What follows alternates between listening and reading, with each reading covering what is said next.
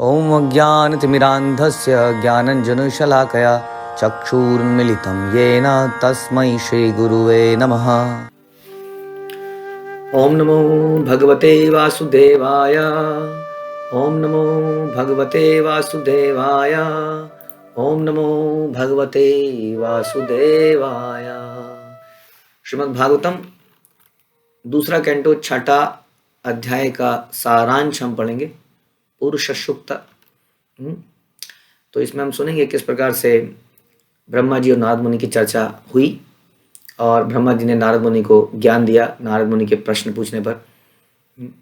और ब्रह्मा जी कहते हैं 1 से 17वें श्लोक में कि किस प्रकार से गर्भोदकशाही विष्णु जो हैं उनके शरीर के अलग अलग अंगों से क्या क्या चीज़ें बनती हैं।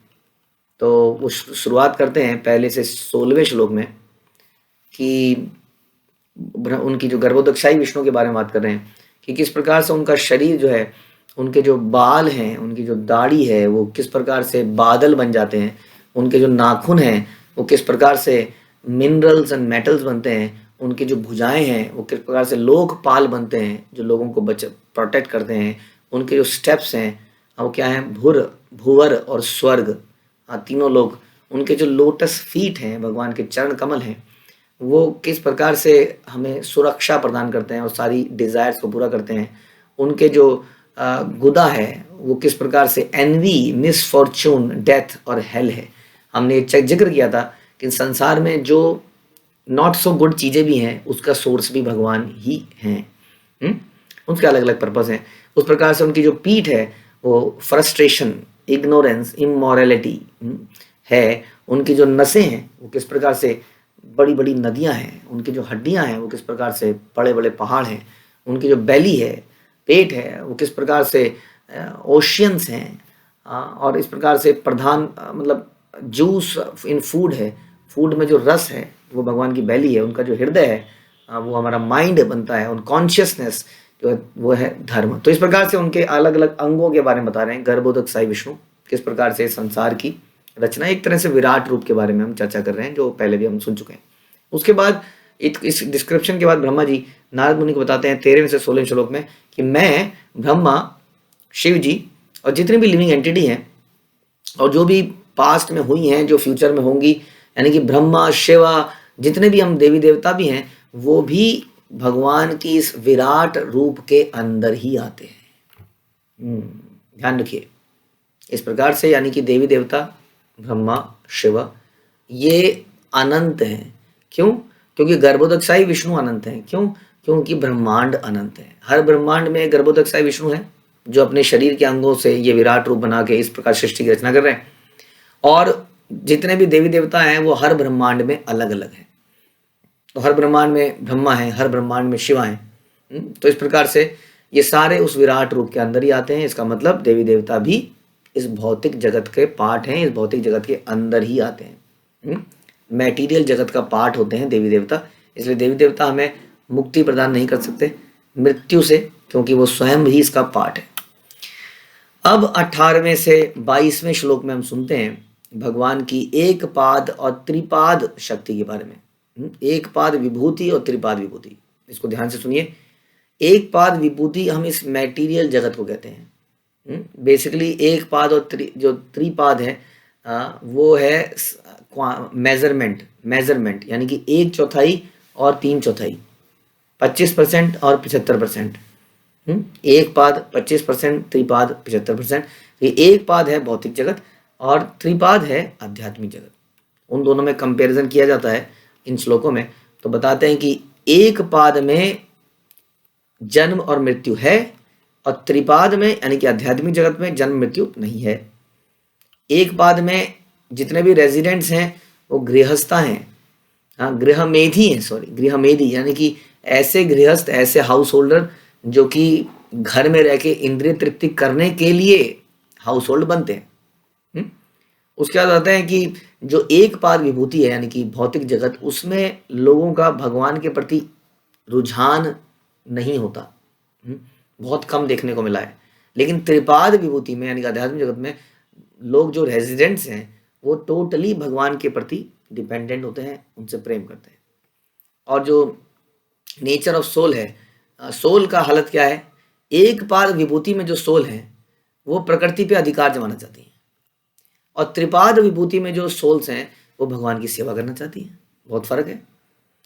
एक पाद विभूति में भौतिक जगत में डर भय जबरदस्त है, हर कदम पे व्यक्ति डरता है, चलता है तो पीछे देखता है कौन आ रहा है मेरे पीछे, जेब में कुछ नोट है तो हमेशा देखता रहता है, मोबाइल बार बार चेक करता रहता है, खो तो नहीं गया, बहुत सारी चीजें ना, भय है, फियर है। लेकिन त्रिपाद विभूति में ये फियर नहीं है। फॉरगेटफुलनेस, एक पाद विभूति में ये अविद्या के रूप में है, लेकिन त्रिपाद विभूति में कभी फॉरगेटफुलनेस भूलना हो ही नहीं सकता है, क्योंकि वहां पर टोटल ज्ञान है, चित्त। और एक पाद में क्या है, हमेशा जीव भूला रहता है कि मैं कौन हूं, भूल जाता है, वो अपनी पोजीशन को भूल जाता है। फॉरगेटफुलनेस पाई जाती है एक पाद विभूति में। उसके बाद जो सोल्स हैं, आत्माएं हैं, वो नंबर्स में, क्वांटिटी में कितनी है, एक पाद विभूति में। अब सोचिए कितनी आत्माएं हैं, आप सोचेंगे संसार में कितने मच्छर होंगे, कितनी मक्खियां होंगी, कितनी मधुमक्खियां होंगी, कितने खटमल होंगे, फिर मनुष्य जानवरों की बात तो छोड़ दीजिए, काउंटलेस इन्यूमरेबल। लेकिन यहां पर ये बता रहे हैं कि एक पाद विभूति में जो आत्माएं हैं वो बहुत कम है, सोच सकते हैं बहुत कम है। और त्रिपाद विभूति यानी कि आध्यात्मिक जगत में आत्माएं अनंत हैं। कुछ ही लोग हैं जो इस बिगड़े हुए हैं, जो इस जेल में बंद है। हाँ, तो इस प्रकार से यहाँ बता रहे हैं दोनों के अंदर सच्चिदानंद का जो एक्सपीरियंस है वो एक पाद विभूति में बहुत कम है। हाँ, हमें आनंद नहीं आता है, आनंद के लिए हमें बहुत सारा पेन लेना पड़ता है, लेकिन एक त्रिपाद विभूति में जीवात्मा सत्य चित्त आनंद है, फुल ऑफ नॉलेज है, फुल ऑफ ब्लिस है, full of soul is eternal. वहां जन्म मृत्यु नहीं है। ठीक है, ओके। उसके बाद 20वें श्लोक में यहाँ बताते हैं कि जो स्पिरिचुअल वर्ल्ड है, जो त्रिपाद विभूति है, वो उनके लिए है जो शुद्ध आत्माएं हैं और जो रीबर्थ नहीं लेती हैं। और जो मैटीरियल जगत है वो किसके लिए है, फिर मैटीरियल जगत है ग्रह मेधीज के लिए, जो कि यहाँ साफ साफ बताया जा रहा है अब्रहद व्रतास। अब्रहद व्रतास मतलब ग्रह मेधीज मतलब who want to enjoy specifically, who want to enjoy the opposite gender, जो उसको एंजॉय करना चाहते हैं, जो सेलिबेसी के वाव को स्ट्रिक्टली फॉलो नहीं करते हैं, उनके लिए ये जगत बनाया गया है। क्योंकि यहाँ चारों तरफ देखोगे जानवर चीड़े, मतलब हर चीज को यही करते हुए पाओगे। तो उनके लिए बता रहे हैं किस तरह के लिए कौन सा लोक बनाया गया है, एक पाद और त्रिपाद। और जो पाथ क्या है, जो एंजॉयमेंट के लिए करते हैं, उसको क्या पाथ है, तो बता रहे हैं कि जो जीव है बिकॉज ऑफ इग्नोरेंस, अज्ञानता के कारण वो इंद्रिय तृप्ति के रास्ते में चलती है। हाँ, लेकिन जो लिबरेटेड सोल्स हैं, मतलब जो सही ज्ञानी लोग हैं, जिनको ज्ञान का दान मिला किसी भी कारण से, गुरु से, भक्तों से, वो मुक्ति के पाद पर चलते हैं। तो जीवात्मा जो अज्ञान में है वो भुक्ति के पाद पे चलते हैं, दे वांट टू एंजॉय। जैसे अभी हमने डिस्कस किया था कि एक पाद विभूति में जो जीवात्मा है वो प्रकृति को कंट्रोल करना चाहती है, भोगना चाहती है, और त्रिपाद में भगवान को सर्व करना चाहती है। तो वही बता रहे हैं कि यहाँ पर जो जीवात्मा है वो इग्नोरेंस के कारण इंजॉय करना चाहती है, लेकिन भगवान एक पाद विभूति बनाने के बावजूद कभी इससे प्रभावित नहीं होते हैं। जीवात्माएं तो प्रभावित हैं इससे जबरदस्त तरीके से, बहुत ज्यादा प्रभावित हैं। इस संसार की चकाचौंध को देखकर सोना चांदी रुपया पैसा, कई बार भक्त लोग कहते हैं कि आप क्या बात कर रहे हैं, तो money is very important, money is Honey, क्या पैसे के बिना भक्ति कर सकते हैं? कितनी अजीब सी बात है, ऐसी बात हम कैसे कर देते हैं। हम एग्जाम्पल देते हैं, दुनिया में भाषणबाजी करते हैं सबूरी का, हम एग्जाम्पल देते हैं सुदामा का, अरे क्या था, हाँ, और फिर जब अपने जीवन में आता है हम कहते हैं पैसा भी तो जरूरी है। सूरदास है, सुदामा है, गोपियां का क्या, गोपियों पे क्या पैसा था। वृंदावन की गोबर पाथने वाली, दूध निकालने वाली गोपियों का नाम संसार में सबसे ऊपर है। सुदामा विप्र को कौन नहीं जानता है, कैसे कैसे भक्त में, फिर भी हम कहते हैं नहीं नहीं नहीं, पैसे की भी तो जरूरत है। तो यहाँ बता रहे हैं कि जीवात्मा इस चकाचौंध को देखकर अट्रैक्ट हो जाता है, लेकिन भगवान जो है इस को बना के, भगवान इन चीजों से बिल्कुल अलग है। इवन भगवान को इस संसार की चकाचौंध की कोई आवश्यकता नहीं, वो है ना, ही डजंट वांट इट। इस तरह से समझा रहे हैं यहाँ पर, बल्कि शास्त्र तो कुछ और ही बताते हैं ना। हम सुनते हैं कि भगवान के धाम में लक्ष्मी जी अपने बालों से पोछा लगाती हैं। हाँ, जिस लक्ष्मी जी को यहाँ लोग प्राप्त करना चाहते हैं, भोगना चाहते हैं। ठीक है, आगे 23 से 30वें श्लोक में ब्रह्मा जी आगे बताते हैं अब बताते हैं थोड़ा भगवान की ऑपुलेंस और भगवान के बारे में ग्लोरीफाई करते हैं भगवान को कि जब मैं भगवान के कमल नाभि से निकला, एक कमल के फूल से निकला, उनकी नाभि से निकला, तो मैं संसार में सेक्रीफाइस, मतलब मुझे वहीं से कहीं से शब्द सुनाई दिए, तपह तपह तपह, हे ब्रह्मा तपस्या करो, सेक्रीफाइस करो, यज्ञ करो कृष्ण की प्रसन्नता के लिए। लेकिन मुझे कुछ सामग्री नहीं मिली, और एक यज्ञ करने के लिए बहुत सारी सामग्री की आवश्यकता होती है। एक ऑल्टर, भगवान का विग्रह चाहिए, ग्रेन्स चाहिए, मंत्र बोलने वाले चाहिए, मंत्र चाहिए, लेकिन कुछ नहीं था। तो मैंने क्या किया बता रहे हैं, भगवान के शरीर के अलग अलग अंगों से ही मुझे ये सारी वस्तुएं मिली, और उनसे मैंने भगवान की वर्शिप करी। इसका मतलब ये हो गया कि हम भगवान को कुछ दे नहीं सकते हैं, हम तो उन्हीं की चीज को उनको लौटाते हैं। उसके बाद 31 और 33 श्लोक में बताते हैं कि किस प्रकार भगवान यूनिवर्स में, इस संसार के अंदर हर किसी के शेल्टर हैं, चाहे वो भक्त है चाहे वो भक्त नहीं है, लेकिन उसको शेल्टर, उसको आश्रय भगवान ही दे रहे हैं। लेकिन वो जानता नहीं, मूर्ख व्यक्ति जान नहीं रहा है कि उसको भगवान ही आश्रय दे रहे हैं। हम भक्त बड़े अच्छे तरह से जानते हैं कि भगवान ही सब कुछ देने वाले हैं। फिर ब्रह्मा जी कहते हैं कि उन्हीं की शक्ति के कारण मैं ये क्रिएशन कर पाता हूँ। शिव है, शिवा संसार को डिस्ट्रॉय कर पाते हैं उन्हीं की शक्ति के कारण। और इस प्रकार बताते हैं कि इस प्रकार मैंने तुम्हारे क्वेश्चंस का आंसर किया। उसके बाद बताते हैं, इतना कुछ बताने के बाद हे नारद मुनि, आप ध्यान से सुनिए, भगवान को जानना पॉसिबल ही नहीं है। इतना बोलने के बाद भी, क्योंकि मैं भी उन्हें नहीं जानता हूँ। हाँ, बता रहे हैं क्योंकि मेरे हृदय में हमेशा हरि रहते हैं, भगवान रहते हैं, इसलिए मेरे शब्द कभी झूठे नहीं है। इसलिए कहते हैं कि साधु जो शास्त्रों के आधार पर बोलता है, उसके शब्द कभी झूठ, उसके शब्दों में कभी डाउट नहीं करना चाहिए। हमें समझ में नहीं आ रहे हैं, इट्स ओके, हम फॉलो नहीं कर पा रहे हैं, लेकिन डाउट नहीं, क्योंकि वो वही बोलता है जो शास्त्र बोलते हैं। ये ब्रह्मा जी कह रहे हैं मेरे वर्ड्स कभी झूठे नहीं होते हैं, क्योंकि मैं उन हरि, वो मेरे हृदय में है। मेरा माइंड जो है कभी झूठी डिजायर्स नहीं करता है। मेरी सेंसेस, ब्रह्मा जी कह रहे हैं, कभी इधर उधर नहीं भागती हैं, सिर्फ इसलिए क्योंकि मैंने अपने हृदय में भगवान को रखा हुआ है। जैसे कहते हैं ना, जिसका पेट भरा होता है उसको उसकी जीभ लप लप नहीं करती है। अगर आपको कहीं जाना है ऐसी जगह में जहाँ आपको डर है कि मैं कहीं इंद्रियों के से गिर ना जाऊं, तो अपने पेट को अच्छी तरह भर लीजिए, पेट यहाँ तक, हाँ, खाना खा के जाइए, आप देखेंगे आपकी डिजायर, हाँ, इतना दिव्य सुख आपको पहले ही मिल गया। खैर ये तो मेटीरियल जगत है, जस्ट एन एग्जाम्पल, इससे आप सोच सकते हैं Brahma ji is totally satisfied by having Hari in the heart. भगवान को अपने हृदय में रख के इज टोटली सेटिस्फाइड। उसके बाद बताते हैं कि मैं जो है, मैं एक वैदिक गुरु शिष्य परंपरा के अंदर हूँ, गुरु शिष्य परंपरा के अंदर मैं आता हूँ, है ना। ब्रह्मा जी आप जानते हैं ब्रह्म गौड़ीय संप्रदाय, और मैं अनेकों वर्षों तक तपस्या कर चुका हूँ। मुझे प्रजापति जो हैं मेरी पूजा करते हैं। मिस्टिक योगियों में मैं सबसे परफेक्ट हूँ, तभी तो संसार की रचना करता हूँ। मिस्टिक योगी, मेरे अंदर वो सिद्धि है, फिर भी मैं भगवान को नहीं जान सकता, मैं जान नहीं पाता हूँ। इतना कुछ होने के बाद भी तो कोई आम आदमी भगवान को कैसे जान पाएगा? उतना ही जान पाएगा जितना भगवान उसको उस पर प्रसन्न होकर जताएंगे। और उनको प्रसन्न करने के लिए हमें उनकी शरण लेनी पड़ती है, एक हम्बल सर्वेंट बन के, अहंकारी बन के नहीं। यहाँ पे ब्रह्मा जी बताते हैं इवन भगवान भी अपने आप को नहीं समझ पाते हैं। क्यों?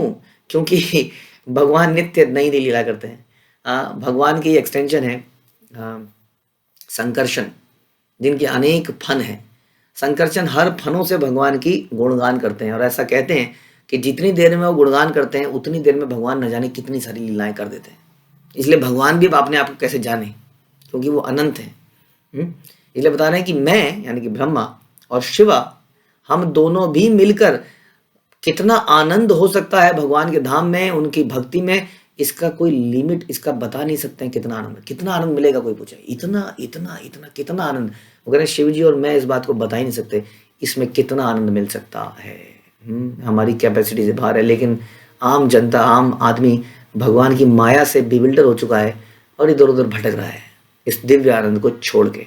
इसलिए बोलते हैं आइए हम उस भगवान को ग्लोरीफाई करें, उनके अलग अलग इनकारनेशंस को, अवतारों को ग्लोरीफाई करें, उनकी लीलाओं को ग्लोरीफाई करें, उनके रूप को ग्लोरीफाई करें। इसी तरीके से हम भगवान को समझ पाएंगे, उस दिव्य सुख का जरा सा आनंद ले पाएंगे। फिर ब्रह्मा जी बताते हैं, थोड़ा सा और नॉलेज देते हैं, दोबारा से एक तरह से समराइज करते हैं कि किस प्रकार से महाविष्णु क्या है, सारी क्रिएशंस का आधार है। वो महाविष्णु ही एक तरह से क्रिएट करते हैं संसार के इंग्रेडिएंट देते हैं, जिसके बाद में गर्भोदकशाही विष्णु, ब्रह्मा जी वगैरह उस पर काम करते हैं।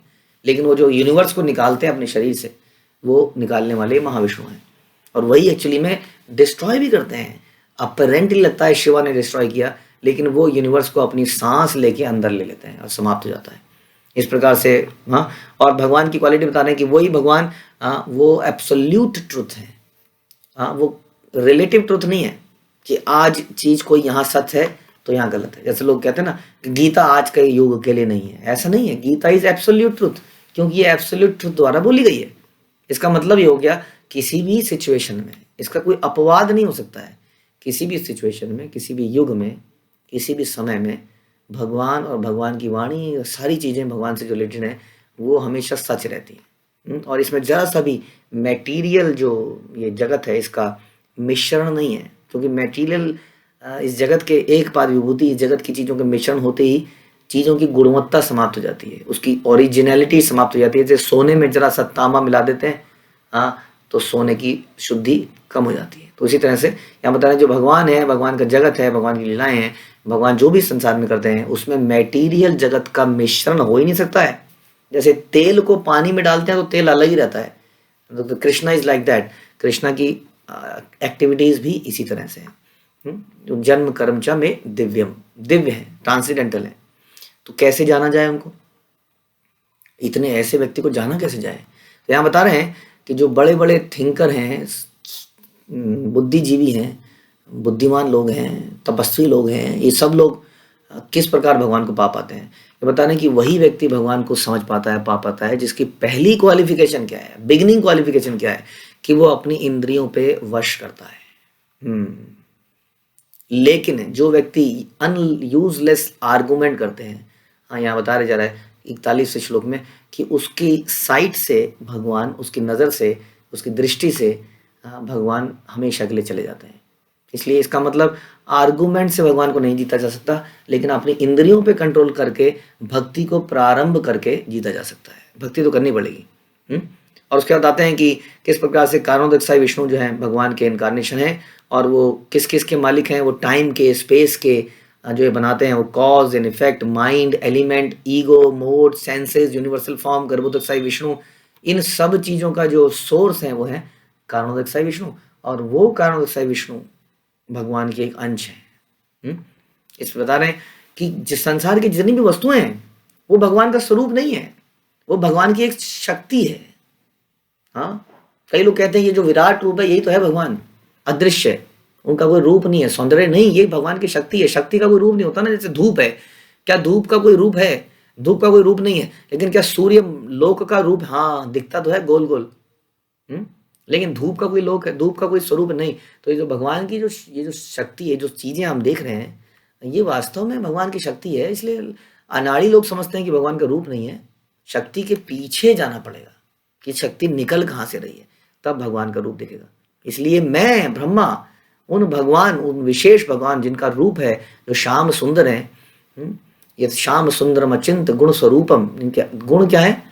अचिंत है। हाँ, श्यामम त्रिभंग ललितम नियता प्रकाशम गोविंदम आदि पुरुषम तम हम भजामि। श्यामम त्रिभंग, जो त्रिभंग हैं, 3 जगह से टेढ़े हैं, वो अपनी लीलाओं का, अपने रूप का नियत रूप से परमानेंटली उनका प्रकाश करते हैं, दर्शाते हैं। ऐसे भगवान की लीलाओं को मैं अब तुमसे कहूँगा, उनके अवतारों के बारे में तुम्हें बताऊँगा।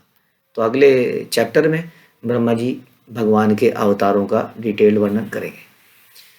हरे कृष्ण। श्रील प्रभुपाद की जय। ग्रंथराज श्रीमद् भागवतम की